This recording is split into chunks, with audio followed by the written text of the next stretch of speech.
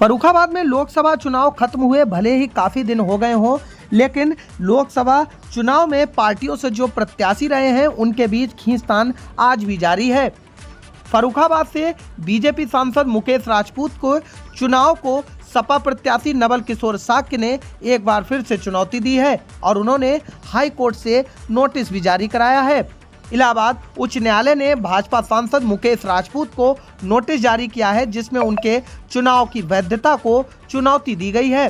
सपा प्रत्याशी डॉक्टर नवल किशोर साक्य की याचिका पर यह आदेश दिया गया है और याचिका में आरोप लगाया गया है कि चुनाव में अनियमितताएं हुई हैं और विपक्षी उम्मीदवार के साथ दुर्व्यवहार किया गया है। इसी संबंध में इस पूरे मामले पर 21 अक्टूबर को सुनवाई भी होनी है। वहीं इस पूरे मामले पर सांसद मुकेश राजपूत ने साफ तौर से कह दिया है कि उन्हें अभी तक कोई भी नोटिस मिला नहीं है। भाजपा सांसद मुकेश राजपूत ने साफ साफ कह दिया है कि उन्हें कोई भी नोटिस आज तक प्राप्त नहीं हुआ है। भारतीय जनता पार्टी मुख्यालय पर आयोजित पत्रकार वार्ता में सांसद मुकेश राजपूत ने लोकसभा चुनाव में सपा प्रत्याशी द्वारा लगाए गए आरोप एवं इलाहाबाद हाईकोर्ट के द्वारा जारी किए गए नोटिस पर कहा उन्होंने ऐसा किसी प्रकार का कोई नोटिस उनको नहीं मिला है। उन्होंने कहा जब से लोकसभा चुनाव की घोषणा हुई थी तब से ही समाजवादी पार्टी और कांग्रेस का इंडिया गठबंधन पूरे चुनाव में जनता को भ्रमित करता रहा और पूरे प्रदेश में अराजकता का माहौल बनाने का प्रयास किया गया था।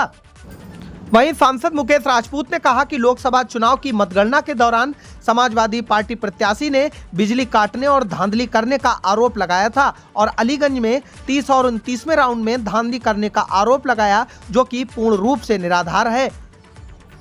पहले वह चुनाव आयोग को कटघरे में खड़ा कर रहे थे और वह मुझको भी कटघरे में खड़ा करने की कोशिश कर रहे हैं, जिसके बाद यह दर्शाता है कि वह सस्ती लोकप्रियता हासिल करने के लिए इस पार का कदम उठा रहे हैं, बल्कि पूरे चुनाव में समाजवादी पार्टी के प्रत्याशी के द्वारा बांटी जा रही शराब को सरकार ने जब्त किया था।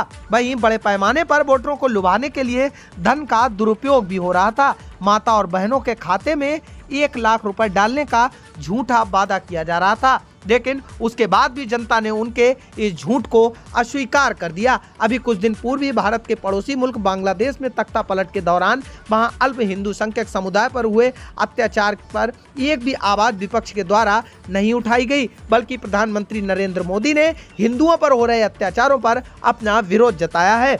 आइए आगे अब आपको सुनाते हैं कि इस पूरे मामले पर क्या कुछ सांसद मुकेश राजपूत ने कहा है। Bureau report, UP TV news, Farrukhabad. बीच में आया हूं कि जो हम लोगों को आज मैंने समाचार पत्रों के माध्यम से जो सूचना मिली है कि फर्रुखाबाद से भाजपा सांसद के चुनाव को चुनौती नोटिस, तो उसके संबंध में मैं जानकारी दे रहा हूं कि नोटिस मैंने जो वहाँ से वकील लोगों से पता किया है, जो हमारे जो वकील हैं उन्होंने सूचना दी है कि वो जो नोटिस है वो आपको पार्टी बना के कि साहब आपने चुनाव में धांधली वोट नहीं डालने दिए। जो ये मेरा इस पर ही कहना है कि समाजवादी पार्टी हो या कांग्रेस पार्टी हो या तृणमूल कांग्रेस हो या केजरीवाल हो, जो भी कांग्रेस है, कांग्रेस के सहयोगी दल जो लोकसभा के चुनाव में भारतीय जनता पार्टी से जो लड़ रहे थे, तो उन्होंने शुरू से ही लेके आज तक झूठ बोला। वो झूठ के बारे में और अभी भी जो कर रहे हैं वो अभी भी आगे भी झूठ बोलते रहेंगे, उसके बारे में मैं आपको बुलाया है, आप लोगों के माध्यम से उन्हें भी बताना चाहता हूँ। सबसे पहले उन्होंने जैसे ही चुनाव प्रारंभ नहीं हुआ उससे पहले कहा कि मोदी जी इस बार आएंगे तो वो संविधान को बदल देंगे, आरक्षण को समाप्त कर देंगे और हमारी सरकार आएगी।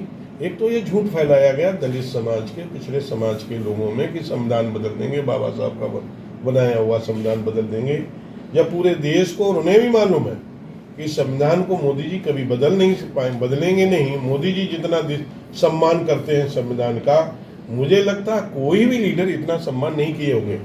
पुरानी लोकसभा से नई लोकसभा में जब मोदी जी गए थे तो उस संविधान को अपने सर पर रख के लेके गए थे सभी सांसदों के साथ में। आपने भी देखा, पूरे देश ने देखा, पूरे विश्व ने देखा, जो संविधान का इतना सम्मान कर रहा हो वो संविधान के साथ कैसे छेड़छाड़ कर सकता है। और मोदी जी ने 10 साल में संविधान के साथ में कोई छेड़छाड़ नहीं की, उसे ठीक करने का कहीं किसी के सुझाव, और वो भी लोकसभा में बहुमत के आधार पर सबकी सहमत के आधार पर। बहुत सी चीजें ऐसी रही, कांग्रेस के सहयोगी दल विरोध में जरूर रहे, लेकिन कुछ ऐसे मुद्दे रहे जहां कांग्रेस के सहयोगी दलों ने भी उसमें हमारा सहयोग किया, संविधान में संशोधन करने के लिए आवश्यकता। कुछ चीजों ने उन्होंने विरोध भी किया, तो लेकिन कहा कि संविधान बदल देंगे, आरक्षण खत्म कर देंगे और हमारी सरकार आएगी तो खटाखट फटाफट हम महिलाओं के, माताओं के, बहनों के खाते में 1-1 लाख रुपए हर वर्ष डाल देंगे। इस तरह से लालच देके लोगों को गुमराह करके उन लोगों ने कुछ सीटें तो पा ली, लेकिन अभी भी उनका झूठ का बोलना समाप्त नहीं हुआ। और ये आप देखिएगा कि किस तरह से आप पूरे चुनाव में, अखिलेश जी जब चुनाव हो गया, चुनाव के होने के बाद जब वोटिंग का समय आया तब अखिलेश जी बयान दे रहे हैं कि समाजवादी पार्टी के लोग, ये सरकार जो है मतगणना में धांधली करेगी तो हमारे समाजवादी पार्टी के लोग डंडे कट्टे लेके जाएं। वह अराजकता का माहौल बनाने का काम किया। काउंटिंग ना करा के मतदाता जो मतदान जो कर दिया था उन मतगणना कराने वाले कर्मचारियों को धमकाने का काम किया। कहा कि लाठी डंडे लेके जाएं, भीड़ के साथ जाएं, मतगणना में कहीं ऐसा वैसा मालूम पड़े तो उसका जवाब दें। ये हिंसा को उतारू। इन्हें शासन, प्रशासन, ईवीएम, अपने अधिकारियों पर विश्वास नहीं। ये कोई भारतीय जनता पार्टी के लोग कोई अधिकारियों को अपने साथ लेके थोड़ो आए। उनकी सरकार में, उससे पहले की कांग्रेस की सरकार में जो अधिकारी हैं सीनियर, वो आज सीनियर हुए जाके हैं, उनके ऊपर चुनाव पर, या उनके कार्यकाल में भी 2017 तक तो उनका कार्यकाल रहा। उनके कार्यकाल में जो पुलिस की भर्तियां हुई या अधिकारी लगे, कर्मचारी लगे, उनके कार्यकाल के भी उन्हें उन पर भी विश्वास नहीं। उन्होंने भी कहा कि यदि आपको लगे तो अराजकता का माहौल पूरे प्रदेश में जलाने का काम किया, अधिकारियों को धमकाने का काम किया कि उनके पक्ष में ऐसा करें। लेकिन इनके बावजूद भी जब वोट पड़ रहे थे उस समय कहा कि साहब हमारे वोट नहीं पड़ने दिए। 1-2 जगह नवल किशोर चिल्ला रहे थे। मैंने देखा है वो पीडीए की बात कर रहे कि पीडीए ने साहब पीडीए के वोटों को धमकाने का काम किया। सबसे ज्यादा लोकसभा में, हमारी लोकसभा में पीडीए का जहां मतदाता रहता है, सबसे ज्यादा वोट वही प्रतिशत में सबसे ज्यादा वोट वहीं पड़े जहां सामान्य वर्ग की जो आबादी है वहां पर वोट परसेंटेज हमारा कम है। जहां पीडीए के लोग हैं वहां पर ही वोट परसेंटेज ज्यादा। वहीं पर देखिए आप 80%, 85%, 75%, 90%, 95% पोलिंग वहीं पर है जहां पीडीए के ज्यादा मतदाता है। तो और वो करे पीडीए के मतदाताओं को धमकाया है, उन्हें बता भगाया है। तो यही झूठ का, मैं बता रहा हूं, झूठ का पर्दाफाश पूरे देश के अंदर इस तरह का ये माहौल बनाना चाहते हैं, अराजकता पैदा करना चाह रहे हैं। आपने देखा कि बांग्लादेश में किस तरह से हिंदुओं के साथ में किस तरह से मंदिर तोड़े गए, किस तरह धार्मिक आस्थाओं को चोट पहुंचाई गई, किस तरह से बेटियों के साथ, बच्चों के साथ, बुजुर्गों के साथ किस तरह से अत्याचार किया गया। कांग्रेस के सहयोगी दलों ने एक भी अपना मुंह नहीं खोला और उनके मुंह में दही जम गया इनके बात करने के लिए। कहीं पर भी उन्हें ये कह सकते थे भाई ऐसा ना करें। मोदी जी के नेतृत्व में मोदी जी की सरकार देख रही है कैसे हो सकता, कैसे कंट्रोल हो सकता, कैसे फेस करना है। मोदी जी के नेतृत्व में उसे संभालने का काम किया। लेकिन हमारे विपक्ष के लीडरों को भी तो कम से कम वहां जो अल्पसंख्यक लोग हैं उनके बारे में तो बोलना चाहिए। क्या यहाँ उन्हें का वोट नहीं लेते हैं? लेकिन कहीं पर भी हिंदुस्तान में, उत्तर प्रदेश में या हिंदुस्तान में कहीं पर भी किसी अल्पसंख्यक के साथ ऐसे होते। अब जैसे आप बतौर देख लिए, अतीक को देख लीजिए, हाँ अतीक को आप देख लीजिएगा। अतीक या मुख्तार अंसारी, अतीक अहमद खत्म हुए, मुख्तार अंसारी हार्ट अटैक की वजह से खत्म हुए, तो वहां फातियां पढ़ने चले गए।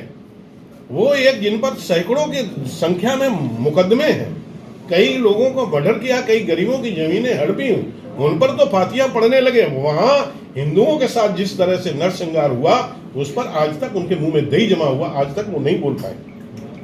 दूसरा, यहाँ वोट वाले दिन भी चिल्लाया, दूसरा मतगणना वाले दिन भी चिल्लाए।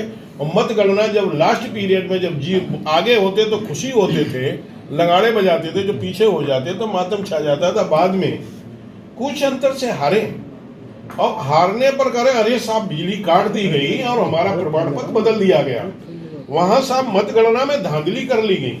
इस तरह से आरोप लगाना लगा कि चुनाव में कई तरीका, जितने नेता उस तरह डीएम साहब ने चुनाव हरवा दिया, ये उस समय चुनाव के समय तक, ये मतगणना के बाद में ये बातें 1 दिन 2 दिन 3 दिन 4 दिन 5 दिन महीना 15 दिन चला।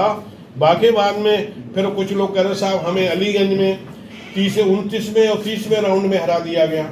अलीगंज का 29वां 30वां जो राउंड है, 31वां राउंड है, वो अलीगंज से सराय के बीच का भाग है। वो हम लोगों का गांव है, वहाँ पर हम विधायक जी का गांव है हमारे, और वहाँ पर जो कम्युनिटी जो रहती है वो हम लोगों की बाहुल्यता वाली रहती है। तो इस वजह से मैं चुनाव पहले ये भी उन्होंने आरोप लगाया, हम अलीगंज में 29वें और 28वें राउंड में हमें हराया गया, एकदम 7000 वोट से वो आगे लीड ले गए। तो लीड वो इसीलिए जब हम लोगों को, हमारा माननीय विधायक जी का, हम लोगों के समाज के वोट थे, तो वो वहाँ पर हमारे भारतीय जनता पार्टी के समर्थक के वोट थे। तो वहाँ स्वाभाविक है कि वोट निकलता, जिनका कहीं साइड होती है, वो जैतरा साइड है वो समाजवादी पार्टी की साइड है, इधर जो साइड है तो वो हम लोगों की, वहाँ हम लोगों को 10-12 हज़ार की लीड मिली ही, और वहाँ उधर से हम लोग 32,000 से आके लगभग 22,000 से 21,000 से वहाँ पर